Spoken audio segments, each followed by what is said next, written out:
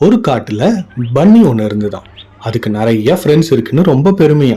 அதோட ஃப்ரெண்ட்ஸ் யாருன்னு பார்த்தீங்கன்னா ஜிராஃபி, டெடி பேர், அதுக்கப்புறம் ஒரு எலிஃபென்ட். ஒரு நாள் அதோட வீட்டுக்கு ஒரு காட்டு நாய் வந்துடுச்சு. பயந்து போன பன்னி தன்னோட ஃப்ரெண்ட்ஸ் கிட்ட ஹெல்ப்புக்காக போச்சான். முதல்ல ஜிராஃபி கிட்ட போய் ஹெல்ப் கேட்டு, ஆனா அந்த ஜிராஃபி தனக்கு நிறைய வேலை இருக்குன்னு சொல்லிட்டு வர முடியாதுன்னு சொல்லிடுச்சான். அதுக்கப்புறமா அது டெடி பேர் கிட்ட போய் ஹெல்ப் கேட்டுதான்.